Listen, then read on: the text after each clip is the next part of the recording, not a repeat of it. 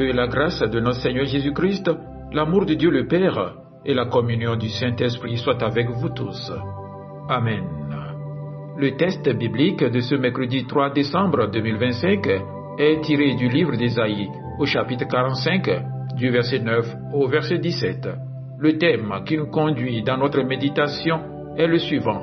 Évite de contester avec le Seigneur qui connaît l'avenir. Prions. Seigneur notre Dieu, donne-nous un cœur humble, disposé à écouter ta voix. Écarte de nous toute distraction, toute résistance intérieure et éclaire nos pensées par ton esprit. Que ta vérité nous enseigne, nous reprenne et nous fortifie au nom de Jésus-Christ. Ésaïe chapitre 45, du verset 9 au verset 17. Malheur à qui conteste avec son Créateur. Vase parmi des vases de terre. L'argile dit-elle à celui qui la façonne. Que fais-tu? Et l'œuvre dit-elle à l'ouvrier. Tu n'as point de main.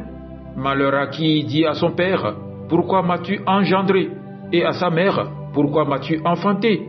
Ainsi parle l'Éternel, le Saint d'Israël et son Créateur. Veut-on me questionner sur l'avenir, me donner des ordres sur mes enfants et sur l'œuvre de mes mains?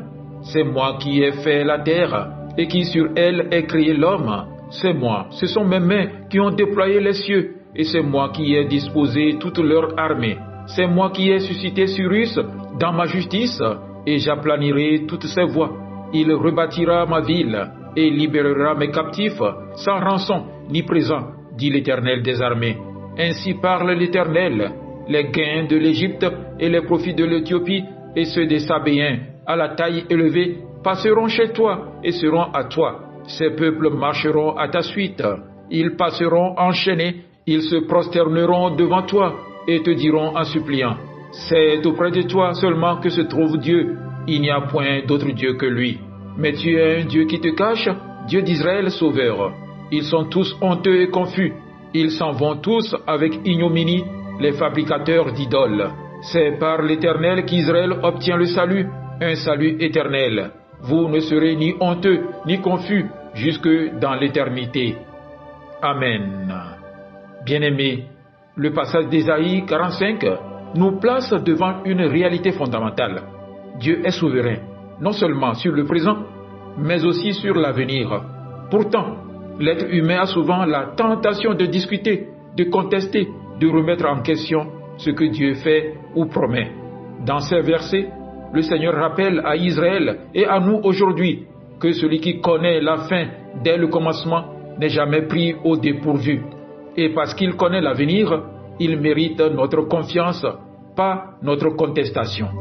Ésaïe utilise deux images fortes, l'argile face au potier, l'enfant face à ses parents.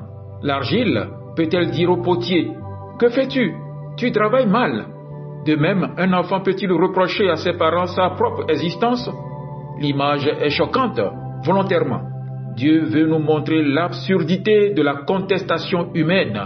Nous contestons celui qui nous a créés, celui qui voit ce que nous ne voyons pas. Même lorsque nous ne comprenons pas ses voies, même lorsque sa volonté nous déstabilise, Dieu nous invite à choisir la confiance plutôt que la résistance.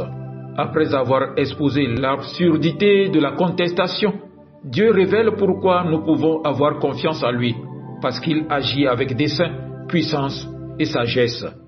Dans ce passage, Dieu annonce l'œuvre qu'il va accomplir au travers de Cyrus, un roi païen, pour délivrer son peuple. C'est un plan déroutant, impensable pour Israël. Et pourtant, Dieu déclare, « C'est moi qui ai suscité Cyrus dans ma justice, je préparerai ses voies. » Autrement dit, Dieu utilise qui il veut, comme il veut, pour accomplir ce qu'il veut. Il n'est jamais limité par nos attentes, nos catégories ou même notre logique. Ce que nous percevons comme étrange peut être précisément la manière divine d'accomplir son plan. Après avoir affirmé sa souveraineté, Dieu dévoile le but ultime de ses interventions, amener les nations à reconnaître sa gloire et à offrir à son peuple un salut éternel. Dieu promet à Israël un avenir de restauration, de reconnaissance, de délivrance. Il déclare, « Israël sera sauvé par l'Éternel d'un salut éternel. Vous ne serez ni honteux ni confus jusqu'à la fin des temps. » Quand Dieu parle d'avenir, Il parle de salut, de sécurité, de victoire. Nous contestons souvent parce que nous voyons le présent, mais Dieu, lui, voit la finalité. Un peuple sauvé, délivré, honoré. Son plan n'est pas seulement bon, il est parfait.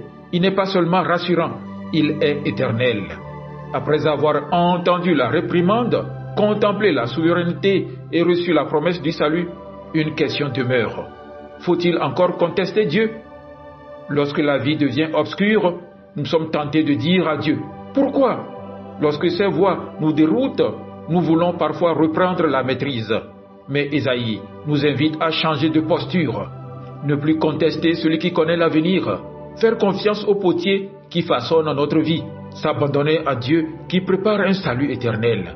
Alors aujourd'hui, au lieu de contester ce que Dieu fait, choisissons de dire, Seigneur, tu sais, tu vois, tu conduis, je te fais confiance.